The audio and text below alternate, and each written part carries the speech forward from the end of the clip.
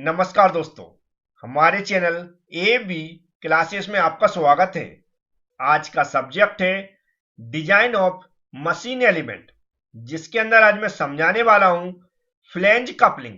Flange coupling के types, flange coupling को कैसे डिजाइन किया जाता है, डिजाइनिंग में कौन कौन से फॉर्मूले यूज किए जाते हैं, इस सब कुछ आज मैं समझाने वाला हूं। आप सिर्फ वीडियो पूरा देखें, जो भी मैं समझाऊं उसको ध्यान से सुने, और वीडियो पसंद आए तो वीडियो अंत में लाइक भी जरूर कर दें। अब चलते हैं, आज के टॉपिक को स्टार्ट करते हैं। यहां पर जो डेफिनेशन लिखी हुई है फ्लैंज कपलिंग की, वह पढ़कर भी आप समझ सकते हैं, लेकिन मैं फ्लैंज कपलिंग को अपने तरीके से समझा रहा हूं, आप सिर्फ उसको ध्यान से सुने। यहां पर लिखा फ्लैंज कपलिंग, तो सबसे पहले हमें यह जानना जरूरी है कि कपलिंग का उपयोग कहां पर किया जाता है। तो पहला वर्ड ध्यान से सुने, कपलिंग का उपयोग किया जाता है दो सॉफ्टों को कनेक्ट करने के लिए, जिसे बोलते हैं जब हमें दो सॉफ्टों को जोड़ना है तो हम वहां पर कपलिंग की सहायता से दोनों सॉफ्टों को जोड़ सकते हैं, कनेक्ट कर सकते हैं। अब जोड़ते या कनेक्ट क्यों करते हैं? क्योंकि हमें जब एक सॉफ्ट से किसी दूसरी सॉफ्ट में पावर को ट्रांसमिट करना हो तो वहां पर हम कपलिंग की सहायता से दोनों सॉफ्टों को जोड़ देते हैं, जिससे हमारी एक सॉफ्ट से किसी दूसरी सॉफ्ट के बीच में पावर को ट्रांसमिट किया जा सके, या हम उन दोनों सॉफ्टवेयर के बीच में पावर को ट्रांसमिट कर सकते हैं। अब पावर ट्रांसमिट का मतलब यहां पर होता है जब कोई हमारी एक सॉफ्ट घूमती है और उसकी सहायता से हमें किसी दूसरी सॉफ्ट को भी घुमाना है, तो हम क्या करते हैं, दोनों सॉफ्टों के एंडों को एक कपलिंग की सहायता से कनेक्ट कर देते हैं, जिससे क्या जो सॉफ्ट घूम रही है उससे क्या होता है, दूसरी सॉफ्ट भी घूमने लगती है, क्योंकि दोनों सॉफ्टों को हमने किससे कनेक्ट कर दिया, कपलिंग से। अब ये जो कपलिंग होती है वह डिफरेंट टाइप्स की होती है, जिसमें एक होती है रिजिड कपलिंग और दूसरी होती है फ्लेक्सिबल कपलिंग। तो जो रिजिड कपलिंग होती है उसका एक टाइप्स है जिसे हम बोलते हैं फ्लैंज कपलिंग। क्या है? जो फ्लैंज कपलिंग है वह रिजिड कपलिंग का टाइप होता है। तो ध्यान रखें, फ्लैंज कपलिंग किसका टाइप है? रिजिड कपलिंग का। अब रिजिड कपलिंग क्या होती है इसको भी जानना जरूरी है। रिजिड कपलिंग में क्या होती है, जो भी इसमें शाफ्ट को हम कनेक्ट करते हैं कपलिंग की सहायता से, कपलिंग एक क्या स्टेट पोजीशन में रहती है, स्टेट पोजीशन या लीनियर डायरेक्शन में रहती है, वह किसी एंगल पे उसको मोड़ा नहीं जा सकता, एकदम स्ट्रेट रहती है। ठीक है, कैसी रहती है? स्ट्रेट रहती है, इसलिए हम उसको क्या बोलते हैं, रिजिड कपलिंग। अब उसी का एक टाइप से फ्लैंज कपलिंग। फ्लैंज क्या है? इसमें क्या होता है, जो कपलिंग इसमें जो फ्लैंज यूज करते हैं उस जो या उसको जो कपलिंग का उभरा हुआ भाग रहता है, जिसे नट बोल्ट की सहायता से हम टाइट कर देते हैं, वह उभरे हुए भाग को हम क्या बोलते हैं, फ्लैंज बोलते हैं, इसलिए इसका नाम रखा गया फ्लैंज कपलिंग। यहाँ पर कुछ डायग्राम की सहायता से मैं समझाने की कोशिश करता हूँ। यहाँ पर आपको दिख रहा है फ्लैंज कपलिंग बनी हुई है, ये जो उभरा हुआ भाग दिख रहा है ऊपर को उठा हुआ है, इससे हम बोलते हैं फ्लैंज। क्योंकि जो हब रहती है इसकी, इसका जो हब लगी रहती है, नीचे दिख रहा है आपको, इधर जो हब बनी हुई है, इसका इसके दोनों एंडों पे एक उभरा हुआ भाग बना दिया जाता है, जिसे हम बोलते हैं फ्लैंज। इन फ्लैंजों को दोनों को, ये जो दोनों इसके पार्ट्स रहते हैं कपलिंग के, उन दोनों के जो फ्लैंज बने रहते हैं, उन दोनों फ्लैंजों को नट बोल्ट की सहायता से टाइट करते हैं। अब टाइट क्यों करते हैं, आप ध्यान से सुने। इसके जो दो पार्ट होते हैं यहाँ पर हमने दिखाया है, एक ड्रिवन शाफ्ट होगी, जिस जो मतलब घूम रही होगी ऑलरेडी, उसको मैंने क्या किया, जो हब बनाया था, बॉस बनाया था, उसमें क्या किया, यहाँ पर एक की सहायता से उसको कस दिया, यहाँ पर लगा दिया। ठीक है। अब फिर क्या किया, इसका एक शाफ्ट का एक एंड तो हमने, जो हमारा फ्लैंज कपलिंग का एक भाग है उससे कनेक्ट कर दिया, और जो दूसरा भाग है फ्लैंज कपलिंग का, उसको हमने जिस शाफ्ट को हमें घुमाना है उससे कनेक्ट कर दिया। फिर दोनों शाफ्टों को, एंड को, एक एक फ्लैंज कपलिंग के पार्ट को कनेक्ट करने के बाद फिर फ्लैंज कपलिंग को यहाँ नट बोल्ट की सहायता से कस दिया। जैसे ही दोनों को कसेंगे, फिर हम क्या करेंगे, जो ड्रिवन शाफ्ट है उसको चालू करेंगे, तो हमारी ड्राइविंग शाफ्ट भी घूमने लगेगी। तो आपको समझ में आया फ्लैंज क्या होती है और इसको कैसे कनेक्ट करते हैं।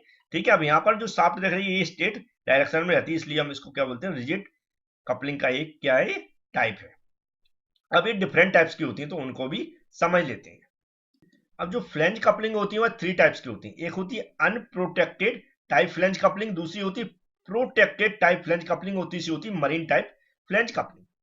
अनप्रोटेक्ट मतलब होता है इसमें जो फ्लैंज यूज की जाती है, जो फ्लैंज यूज की जाती है उस पर कोई प्रोटेक्शन के लिए कुछ एक्स्ट्रा पार्ट नहीं लगाते हैं। जैसे कि यहाँ पर आपको दिख रही है, ये जो डायरेक्ट यहाँ पर फ्लैंज बनी हुई है, इसको कुछ प्रोटेक्ट नहीं किया गया। प्रोटेक्ट आगे बताएंगे कैसे प्रोटेक्ट करते हैं। इसमें जो भी यहाँ पर हब लगी रहती है, जो बॉस रहती है, इस पे डायरेक्ट इसको क्या होती है, यहाँ पर शाफ्ट कनेक्ट कर दी जाती है, और शाफ्ट को कसने के लिए, टाइट करने के लिए हम की का यूज करते हैं और बोल्ट का यूज करते हैं फ्लैंज के अंदर। हमें यहाँ पर कुछ ज्यादा नहीं समझना, क्योंकि डिजाइनिंग समझना यहाँ पर जरूरी है। यहाँ पर सिर्फ इंट्रोडक्शन के लिए समझना कि अनप्रोटेक्टेड टाइप फ्लैंज कपलिंग क्या होती है। अगर आप कपलिंग का डायग्राम बनाना चाहते हैं, फ्लेंज कपलिंग का डायग्राम बनाना चाहते हैं, तो ये डायग्राम का बना सकते हैं, ये जो यहाँ पर बना आपको दिख रहा है। अब चलते हैं दूसरे टाइप्स समझ लेते हैं। अब दूसरी है प्रोटेक्टेड टाइप फ्लेंज कपलिंग। तो यहाँ पर प्रोटेक्टेड मतलब क्या होता है, जो इसकी फ्लेंज है उसकी थिकनेस को आगे की ओर निकाल दिया जाता है। तो फ्लेंज की सहायता से ही जो इसमें नट बोल्ट यूज किए जाते हैं वह प्रोटेक्ट हो जाते हैं। बकाया सेम रहता है, इसमें भी हब होती है, वही की का यूज किया जाता है, की भी रहता है उसमें, की का यूज करके इसको जो सॉफ्ट होती है उसको टाइट कर दिया जाता है, और सेम फंक्शन रहता है जो कपलिंग का होता है। बस यहाँ पर जो आपको थिकनेस बाहर निकली हुई दिख रही है, ये नट बोल्ट को फ्लेंज की सहायता से हम प्रोटेक्ट कर देते हैं, उसकी जो फ्लेंज होती है उसकी थिकनेस और आगे को निकाल देते हैं। यहाँ पर उसका डायग्राम बना हुआ है 2D, जिसको आप एग्जाम में बना सकते हैं। अब एक और लास्ट टाइप और है, उसको भी देख लेते हैं। ये इसका next type marine type flange coupling. Marine में कुछ इसमें क्या रहता है, हेडलेस, जिसे बोलते हैं टेपर्ड हेडलेस बोल्ट का उपयोग किया जाता है। ये यहाँ पर इस तरह की बोल्ट यूज किया जाते हैं, जो एक 3D डायग्राम दिख रहा होगा आपको समझ में आ जाएगा, और 2D यहाँ पर बना हुआ है, इस तरह का यूज कर सकते हैं जैसा मैंने बताया। अब इसकी मेन इंपॉर्टेंट पार्ट क्या है, डिजाइनिंग करना, क्योंकि उस पर न्यूमेरिकल भी पूछी जा सकती है या डिजाइनिंग पूछी जा सकती है। तो अब चलते हैं डायरेक्ट इसकी डिजाइनिंग समझ लेते हैं। इतनी इसकी फ्लेंज कपलिंग की थ्योरी हो गई, जो अगर थ्योरी में क्वेश्चन पूछा जाता तो आप इतना लिख सकते हैं। अब चलते हैं इसकी डिजाइनिंग की ओर और उसको समझते हैं। तो यहाँ पर आप हेडिंग डालना है डिजाइनिंग कपलिंग की, ठीक है। सबसे पहले समझना हमें कि इसके डायग्राम को, यहाँ पर जो डायग्राम बना है ये डायग्राम आपको बनाना है डिजाइनिंग के लिए। अब यहाँ पर देखिए, ये फ्लेंज आपको दिख रही है, ये हब दिख रही है, ये शाफ्ट दिख रही है, ठीक है। ये यहाँ पर सभी पार्ट्सों का डिस्क्रिप्शन दिया है, की बनी हुई है, यहाँ पर उसका डायमेंशन दिया हुआ है। इस डायमेंशन को हमें लिखना पड़ता है, कैसे लिखेंगे, जैसे हमने यहाँ पर लिख दिया डी, स्मॉल डी क्या, डायमीटर ऑफ शाफ्ट, जो कि यहाँ पर बना हुआ है डायमीटर ऑफ शाफ्ट। नेक्स्ट है D, capital D, outer diameter of hub, hub यहाँ पर बनी हुई है, तो इसका जो बाहरी डायमीटर यहाँ से यहाँ दिख रहा होगा, और जो यहाँ पर डी, कैपिटल डी बना हुआ है, तो यहाँ से यहाँ तक होगा। और कैपिटल डी निकालने के लिए हमें क्या, जो स्मॉल डी होता है शाफ्ट का डायमीटर होता है, उसको मल्टीप्लाई 2 कर देते हैं, तो हमारा कैपिटल डी आ जाता है हब का आउटर डायमीटर। स्मॉल D1 लिखा आउटसाइड डायमीटर ऑफ बोल्ट, जो यहाँ पर बोल्ट दिख रहा है लगा हुआ है, इसका आउटसाइड डायमीटर क्या होता है, D1। कैपिटल D1 होता है diameter of bolt circle. Bolt circle जो यहाँ पर दिख रहा है, ये जो दिख रहा है D1 लिखा हुआ है यहाँ पर, ये कहां से कहां तक है, ये आउटसाइड का सर्किल, ये दिख रहा है, ये सर्किल होगा तो D1 होगा। D1 को निकालने के लिए हमें क्या, जो स्मॉल डी उसमें 3 का मल्टीप्लाई कर देंगे, शाफ्ट के डायमीटर में 3 का मल्टीप्लाई होगा, तो हमारा D1 निकल आएगा डायमीटर ऑफ बोल्ट सर्किल का। एन क्या, नंबर ऑफ बोल्ट जितने भी यूज किए जाते हैं। अब tau s, tau b, tau के क्या है, जो ए क्या है, जो ये शियर स्ट्रेस हो गया, ये बोल्ट के लिए, ए हो गया की के लिए शियर स्ट्रेस होगा, जो यहाँ पर लिखा हुआ है। टाउ सी लिखा हुआ है यहाँ पर, ये होगा जो भी हमारा शियर स्ट्रेस है, किसके लिए, कास्ट आयरन के लिए। टाउ सी बी और सी के क्या हो गया, क्रशिंग बोल्ट के लिए हो गया ये, और ये क्या होगा, जो हमारी की है उसके लिए क्रशिंग। क्रशिंग का मतलब होता है जब हमारे पार्ट्स क्या होते हैं, इसके बीच में जो अंदर रहते हैं, तो दूसरे पार्ट से क्या होते हैं, टकराते हैं, उसे पाउडर के रूप में झड़ता है, मतलब मटेरियल फेल हो सकता है। तो किसके कारण, जो हमारा क्रैशिंग स्ट्रेस लगता है, क्यों, एक दूसरे से पार्ट जब टकराते हैं तो पाउडर के रूप में जो झड़ता है मटेरियल, किसके, क्रैशिंग स्ट्रेस के कारण होता है, ठीक है। दो पार्ट्स के बीच में, क्योंकि ये बोल्ट क्या है, इस पार्ट्स के अंदर है, पूरा शाफ्ट भी इस पार्ट के अंदर है, ठीक है। तो हम क्या करते हैं, उसमें क्रैशिंग स्ट्रेस को भी डिजाइन किया जाता है। तो ये डिस्क्रिप्शन के रूप में आप लिख सकते हैं। अब चलते हैं, समझते हैं हर एक पार्ट्स को कि उसके लिए कौन सा फॉर्मूला यूज किया जाएगा। तो सबसे पहले हमें क्या डिजाइन करना है, डिजाइन ऑफ हब। हब यहाँ पर लिखा दिख रहा है, लेकिन हमें डायग्राम में समझना हब कौन सी होती है। ये दिख रहा है हब, ये हब होती है। हब के लिए हमें क्या निकालना है, ये जो डायमीटर निकालना है, और इसकी जो लेंथ यहाँ पर दिख रही है, लेंथ निकालना है। लेंथ निकालने के मतलब 1.5 स्मॉल डी, यहाँ पर भी लिखा है capital D equal to 2D, मतलब हमें डी को फाइंड आउट करना होगा सबसे पहले, इतना ध्यान रखें। डी को फाइंड आउट करने के बाद हमें क्या निकालना पड़ता है, इसके अंदर जो हब है उसके अंदर स्ट्रेस कितना जनरेट हो रहा है, क्योंकि स्ट्रेस हमें पता चलेगा, इंटरनल स्ट्रेस कितना जनरेट हो रहा है हब के अंदर किसी बाहरी फोर्स के कारण, तब हमें पता चलेगा कि हमारे मटेरियल सेफ है कि नहीं, ठीक है। तो समझते हैं सबसे पहले हमें स्मॉल डी कैसे निकालते हैं। याद रखें, हमें सबसे पहले पावर का फॉर्मूला याद होना चाहिए। क्या होता, P इक्वल टू, P क्या होता, पावर, क्या होता, 2 पाई एन टी अपॉन क्या होता है, 60। इस फॉर्मूले को हमें याद करना है, ठीक है। इससे हम क्या निकालते हैं, जो टी दिख रहा है इसे बोलते हैं टी को टॉर्क। तो टॉर्क हमें सबसे पहले निकालना होता है। टॉर्क क्या निकालेंगे, टी इक्वल टू, ठीक है, टी इक्वल टू, अगर इस फॉर्मूले की सहायता से हम टी निकालेंगे तो पी का इंटू सीधा किस में हो जाएगा, 60 में हो जाएगा। तो यहां पर लिख देंगे हम पी इंटू 60 अपॉन, अपॉन क्या बचा, 2 इंटू पाई इंटू एन। जी हमारा फॉर्मूला बन गया। इससे हम क्या निकालेंगे, टी। इसको टी मीन भी लिख देते हैं, क्या टी मीन, हम स्मॉल एम से भी कर सकते हैं, टी मीन MEAN भी लिख सकते हैं आप। ठीक है, ये सबसे पहले हम टॉर्क निकाल लेंगे। टॉर्क निकालेंगे, आप पी पावर की वैल्यू दी रहती है, याद रखें पी अगर किलोवाट में दिया है तो उसको 10 की पावर 3 से मल्टीप्लाई करके वाट में चेंज कर लें। एन आरपीएम में दिया रहता है, ये वैल्यू दी रहती है, उससे हम टी मीन निकाल सकते हैं। टी मीन निकालने के बाद हमें निकालना पड़ता है टी मैक्स। क्या टी मैक्स, टी मैक्स का मतलब होता है मैक्सिमम टॉर्क।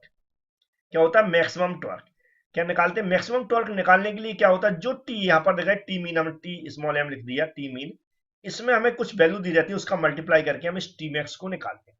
जैसे सर्विस फैक्टर दिया है तो उसको हम डायरेक्ट सर्विस फैक्टर को यहाँ पर मल्टीप्लाई कर देंगे। जैसे यहाँ पर लिख दूं, अगर सर्विस फैक्टर दिया हुआ है तो इसको मल्टीप्लाई कर देंगे। अगर कुछ वैल्यू परसेंटेज में दी जाती है, 100% एक्स्ट्रा टॉर्क ट्रांसमिट हो रहा है, 20% एक्स्ट्रा, तो 20% अगर दिया हुआ है तो उसको हम डायरेक्ट क्या मान लेंगे, 1.2। ठीक है, क्योंकि 100% से एक्स्ट्रा है। अगर मान लो 30% दिया हुआ है तो क्या मान लेंगे 1.3, क्योंकि 100% से 30% एक्स्ट्रा है। ये 1.2 या 1.3 होगा, उसको यहाँ पर हम मल्टीप्लाई कर देंगे टी मीन में, उससे हमारा क्या निकल आएगा, टी मैक्स निकल आएगा। ये टी मैक्स निकालना बहुत जरूरी है, क्योंकि पूरे फॉर्मूले में टी मैक्स का यूज होगा। टी मैक्स निकालने के बाद हम क्या करेंगे, अब इसका जो हमारा स्मॉल डायमीटर जो मैंने बताया हमें डिजाइन करना है, स्मॉल डायमीटर जो निकालना है इस शाफ्ट का, उसको निकाल दें। उसके निकालने के लिए शाफ्ट का टी मैक्स इक्वल टू जो होता है, टॉर्क मैक्सिमम इक्वल टू होता है π/16। इस फॉर्मूले को आप जरूर याद रखें, π/16 इंटू क्या होता है, टाउ, टाउ एस होता है, इंटू क्या होता है D⁻3। क्या है D⁻3। इस डी को ही हमें क्या करना पड़ता है, इस डी को ही हमें निकालना है। इस डी, कौन सी डी, जो डी लिखा हुआ है ये जो डी, इसको निकालना है। यहाँ पर क्या होता है, जो टी मैक्स है इसको हम कहां से, यहाँ से जो वैल्यू निकली उसको रख देंगे, जिस शियर स्ट्रेस है इसकी वैल्यू दी रहती है शियर स्ट्रेस की, उसको रख देंगे, और डी हम इसको आसानी से निकाल लेंगे।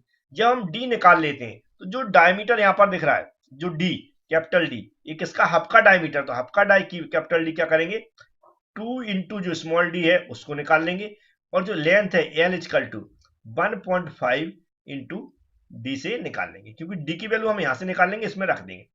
जब ये डी और एल निकाल लेंगे आपका, तो ये डी और एल की सहायता से हम क्या निकालेंगे, जो इसके अंदर स्ट्रेस जनरेट होता है उसको निकालेंगे। स्ट्रेस जनरेट होता है, उस स्ट्रेस को कैसे निकालेंगे, क्योंकि जो इसके अंदर लगी हुई, इसमें जो शाफ्ट घूमेगी तो क्या होगी, थोड़ा टच होती शाफ्ट, तो जो क्रैशिंग स्ट्रेस होता है वह जनरेट होता है। तो क्रैशिंग स्ट्रेस कैसे निकालते हैं, टी मैक्स इक्वल टू जो फॉर्मूला होता है इसको भी आप याद रख लें। टी मैक्स इक्वल टू होता है π/16 इंटू क्या होता है टाउ सी। इस टाउ सी को ही हमें निकालना पड़ता है, ऐसा कर लें। और कैपिटल डी की पावर क्या होता है 4 होता है, माइनस स्मॉल डी की पावर 4 अपॉन कैपिटल डी। बस इसमें जो कैपिटल डी दिख रहा है, इससे यहां से जो वैल्यू निकलेगी उसको रख देंगे, स्मॉल डी की जगह हमने जो वैल्यू यहां से निकाले वो रख देंगे। ठीक है, और हम इसको आसानी से निकालेंगे। टी मैक्स ये यहाँ पर जो टी निकालते हैं उसको रख देंगे, और हमें क्या निकालना है, याद रखें इसको निकालना है। इसकी वैल्यू अगर जो हमारा स्ट्रेस दिया हुआ है, ठीक है, उससे कम आती है तो हमारा मटेरियल सेफ है। बस हमें यही कंपेयर करना होता है। तो इससे हम क्या जो क्रशिंग स्ट्रेस निकाल लेंगे। इसको निकालने के बाद हम क्या करते हैं, नेक्स्ट पार्ट को डिजाइन करेंगे, उसको कैसे करते हैं समझ लेते हैं। तो हमें नेक्स्ट डिजाइन करना है डिजाइन ऑफ की। क्या याद रखें, क्या की। अब की को डिजाइन करना ध्यान से समझ लें। इसमें सबसे पहले जो क्रशिंग स्ट्रेस होता है इसको आप पहले से याद रख लें। क्रशिंग स्ट्रेस होता है इसका जो की का है वह डबल होता है किसका, जो की का स्ट्रेस है उससे, की का जो स्ट्रेस दिया रहता है उससे डबल होता है। तो इसको हम डायरेक्ट वहां से जो भी वैल्यू है उसको हम याद रख लेंगे, या दी होगी तो डायरेक्ट निकाल लेंगे। अब हमारे पास जो डी, जो स्मॉल डी ये दिख रहा है, इस स्मॉल डी जो हम पहले स्टार्टिंग में भी बताया था निकाल था, उसी डी की सहायता से एक टेबल होती है, टेबल अभी मैं बताऊंगा, उसकी सहायता से हम किसकी बिड्थ निकालते हैं। याद रखें क्या बिड्थ, ये क्या होती है, बिड्थ होती है। डब्ल्यू से हम क्या नोट कर रहे हैं, बिड्थ, की बिड्थ, उसको नोट कर लेंगे। फिर हम क्या करेंगे, इसकी थिकनेस, टी क्या है थिकनेस, इस थिकनेस को नोट कर लेंगे। इन दोनों को नोट करने के बाद हम क्या करते हैं, लेंथ निकालते हैं किसकी, जो तो लेंथ जो होती है की जो लेंथ स्मॉल एल से डिनोट करते हैं, याद रखें।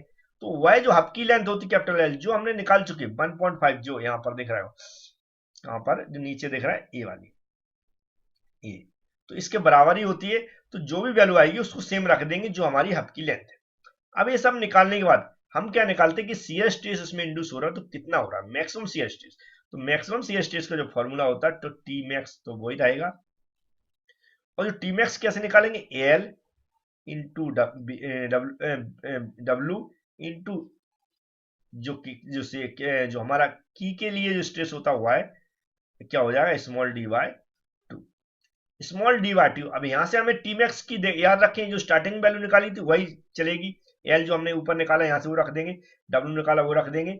जी हमें क्या करना पड़ता है, इसको हमें निकालना है कि कितना स्ट्रेस डालना है, डी हमारा जो हमारा स्टार्टिंग में निकाला वही रहेगा, इसको निकालेंगे। याद रखें इसकी जो वैल्यू है, जो हमारी ये जो यहाँ पर वैल्यू दी रहती है क्वेश्चन के अंदर, उससे कैसी होनी चाहिए, लेस देन होनी चाहिए ये वैल्यू, जब हमारी की जो मैक्सिमम टॉर्क है वो है कैसा रहेगा, सेफ रहेगा। और ये किसके लिए, शियर स्ट्रेस, कौन सा है, शियर स्ट्रेस, याद रखें कौन सा, शियर स्ट्रेस, शियर स्ट्रेस। अब इसमें शियर स्ट्रेस लग रहा है, इसके अलावा जब ये रबिंग होती है इसके साथ तो क्रैशिंग स्ट्रेस भी लगेगा, तो क्रैशिंग स्ट्रेस को भी निकालना पड़ेगा। तो जो क्रैशिंग स्ट्रेस होता है उसका जो फॉर्मूला होता है उसको भी समझ लेते हैं। तो इसके लिए टी मैक्स इक्वल टू, हम याद रखें टी मैक्स क्या मतलब, टॉर्क, मैक्सिमम टॉर्क के आधार पर कि कितना टॉर्क जनरेट हो रहा है इसके अंदर, उसके आधार पर करेंगे एल इंटू क्या होता है टी बाय टू, इंटू क्या होता है टी बाय टू, इंटू क्या होता है सिग्मा सी के इंटू डी बाय टू। यहां से भी हम क्या निकालेंगे, इसको निकालेंगे क्रशिंग स्ट्रेस, इसको निकालेंगे, इसकी वैल्यू भी देखेंगे कितनी आती है, क्योंकि टी मैक्स स्टार्टिंग में जो वैल्यू उससे रख लेंगे, एल जो ऊपर की वैल्यू रखेंगे, टी जो आप टेबल से निकालेंगे उसको रख देंगे, टी भी रख देंगे। ठीक है, अब इसको हम निकाल लेंगे और जो भी मैंने बताया ये जो वैल्यू आएगी वो मिनिमम होगी, जो हमारा ये जो इसका जो क्रशिंग स्ट्रेस दिया रहेगा तो हमारी सेफ है। अब हम इसकी टेबल को देख लेते हैं कि कौन सी टेबल होती है, कैसे वैल्यू इसकी निकालें। तो यहाँ पर आपको एक टेबल दिख रही होगी, ध्यान से देखें, ये होती है जो भी हमारे स्टेपर्ड और गिब की हेड है की के लिए, यहाँ पर कोई भी डायमीटर, उस डायमीटर को हम देखते हैं, डायमीटर की जो वैल्यू होगी वह डायमीटर की वैल्यू के बाद हम क्या करते हैं, जो की का क्रॉस सेक्शन है वो देखते हैं। तो विड्थ है तो यहाँ से देख लेंगे, और थिकनेस है तो यहाँ से देख लेंगे, किसके आधार पर, डायमीटर जो हम निकालते हैं स्टार्टिंग में डायमीटर यहाँ पर देख लेंगे, जो मैच कराएगा, मान लो 30 मैच कराया तो उसके सामने वाला क्या विड्थ होगी और सामने वाली थिकनेस होगी की। इस तरह हम निकाल लेते हैं। समझ में आया होगा कैसे निकालते हैं डायमीटर के आधार पर। इस टेबल का आप स्क्रीनशॉट ले लें अगर आपके पास नहीं है तो चलते हैं फिर अपने क्वेश्चन को आगे बढ़ाते हैं। नेक्स्ट आपको दिख रही है डिजाइन ऑफ फ्लेंज, फ्लेंज जो यहाँ पर दिख रही है, फ्लेंज को डिजाइन करना, फ्लेंज कहाँ पर दिख रही है, ऊपर आपको दिख रही है। तो हम इसमें इसकी डिजाइन को सबसे पहले क्या, थिकनेस देखते हैं, जगह टीएफ लिखा, तो थिकनेस इसकी जो रहती है वह कितनी रहती है, इसको आप याद कर लें कितनी रहती है, मैं यहाँ पर ही लिख देता हूँ ऊपर ही, क्या रहती है, टीएफ जैसे लिखा है, फ्लेंज की थिकनेस, टीएफ मींस फ्लेंज की थिकनेस कितनी रहती है, 0.5, याद रखें 0.5। और जो डायमीटर शाफ्ट का हम निकाल चुके हैं वो, बस हमें इससे थिकनेस निकाल सकते हैं। अब मैक्सिमम स्ट्रेस इसके अंदर कितना जनरेट होगा, वह किससे, वही जो टॉर्क मैक्सिमम है जो हमने निकाला उसी के आधार पर इसको सबको कंपेयर करना है। तो मैक्सिमम टॉर्क रखेंगे, इसका जो फॉर्मूला होता है वह होता है pi into D square upon क्या होता है 2 इंटू टाउ सी जो क्रशिंग स्ट्रेस होगा इंटू टीएफ जो हम निकाल रहे हैं अभी यहां से इससे निकालेंगे। इसके आधार पर हम क्या देखेंगे, जो ये इसकी वैल्यू निकालेंगे हम, क्योंकि ये हमारा ऑलरेडी ऊपर निकाल चुके हैं, डीवी हमारा जो यहाँ पर दिख रहा है जो हब का डी है वो रहेगा, उसकी वैल्यू रहेगी जो हम ऊपर निकाल चुके हैं, वो सब कुछ रख के हम टी यहाँ से निकाल के रख देंगे और हम इसकी निकाल लेंगे, जो अगर इसकी वैल्यू मिनिमम है तो हमारी डिजाइन कैसी सेफ है। अब इसके बाद हम नेक्स्ट लास्ट पार्ट है उसको कैसे डिजाइन करेंगे उसको भी समझ लेते हैं। नेक्स्ट है डिजाइन ऑफ बोल्ट, तो इसको भी अच्छे से समझ लें क्योंकि इसको भी समझना जरूरी है। तो डिजाइन ऑफ में सबसे पहले हम निकालते हैं क्या, नंबर ऑफ बोल्ट्स, क्या निकालते हैं, नंबर ऑफ बोल्ट्स। ठीक है, नंबर ऑफ बोल्ट्स निकालते हैं हम किसके, डायमीटर के आधार पर। तो यहां पर नीचे हमने कुछ टेबल बना दिए, देख लें आप ध्यान से, जो आपको दिख रहा है नीचे की साइड ये दिख रहा है, नंबर ऑफ बोल्ट 3 है, तो नहीं सॉरी, अगर 40 mm डायमीटर शाफ्ट का डायमीटर 40 mm तक है तो नंबर ऑफ बोल्ट्स कितने लेंगे, 3 लेंगे, और उससे ऊपर 100 mm तक है तो नंबर ऑफ बोल्ट्स कितने लेंगे, 4 लेंगे, और 180 तक है तो हम नंबर ऑफ बोल्ट कितने लेंगे, 6 लेंगे। इस तरह हम क्या करते हैं, नंबर ऑफ बोल्ट्स लेते हैं। तो यहाँ पर इस टेबल से आप देख सकते हैं। अब नंबर ऑफ बोल्ट्स निकालने के बाद हम क्या करते हैं, इसका क्या निकालते हैं, pitch circle diameter, pitch circle diameter जो हमने बताया था, देखो D1 बनाओ, ये D1 निकाल, तो D1 का फॉर्मूला यहाँ 3D लिखा हुआ है डायरेक्ट, इसको मैं यहाँ पर भी लिख सकता हूँ कि हम क्या निकालते हैं, D1 निकालते हैं, D1 इक्वल टू क्या होता है, जो स्टार्टिंग में हम डायमीटर निकालेंगे स्मॉल डी उसी को यहाँ पर रखते हैं। उसके बाद हम मैक्सिमम टॉर्क, इसमें भी स्मॉल D1 सॉरी ये स्मॉल D1 बोल्ट का डायमीटर निकालेंगे, तो उसके लिए हम क्या यूज करते हैं, जो फॉर्मूला यूज करते हैं वह होता है टी मैक्स मतलब मैक्सिमम टॉर्क इक्वल टू होता है π/4 इंटू D1 का स्क्वायर इंटू टाउ भी बोल्ट के लिए शियर स्ट्रेस दिया रहता है, क्वेश्चन के अंदर नंबर ऑफ बोल्ट दिए रहते हैं, या जो मैं ऐसे निकाल के होता है D1/2, D1 यहां से निकल जाएगा। ये टाउ भी दी रहता है, मतलब बोल्ट का स्ट्रेस दिया रहता है, D1 हमें निकालना है, इसको हमें निकालना है, तो इसको हम स्टार्टिंग में ही निकाल लेते हैं। तो D1 हम यहां से आसानी से D1 निकाल सकते हैं कैलकुलेट करके। जब D1 निकल जाता है तो हम आउटर डायमीटर ऑफ फ्लेंज का आउटर डायमीटर निकालते, कौन सा क्या बोलते हैं उसको, D2 आपको यहाँ पर दिख रहा होगा, ये D2 निकालते हैं आउटर डायमीटर ऑफ फ्लेंज। तो यहाँ पर भी डायरेक्ट लिख सकते हैं आप, D2 इक्वल टू क्या होता है, 4D होता है, क्या होता है 4 इंटू डी, तो इसको भी हम निकाल सकते हैं आसानी से। इसके बाद हम जो भी है इसके बोल्ट भी डिजाइन हो जाता है, तो इस तरह हम क्या करते हैं, कोई न्यूमेरिकल पूछा जाता है तो इतना सब कुछ आसानी से निकाल सकते हैं। फ्लेंज की थिकनेस हम ऊपर भी बता चुके थे, यहाँ पे भी हम लिख देते हैं टीबी इक्वल टू जो बोल्ट है उसकी फ्लेंज की थिकनेस क्या हो जाएगी 0.25 इंटू डी, सरकमफेरेंस और फ्लेंज का प्रोडक्ट है, अगर कोई फ्लेंज कप लेंगे तो उसका टीबी निकालते हैं हम, तो टीबी निकालेंगे कैसे 0.25 इंटू डी से। तो ये मेरा एक वीडियो था जिसमें मैंने कोशिश की कि फ्लेंज कपलिंग को कैसे डिजाइन करते हैं, इसकी थ्योरी बताने की सब कुछ। यदि वीडियो पसंद है तो लाइक कर दें, चैनल को सब्सक्राइब कर लें। Thank you friends.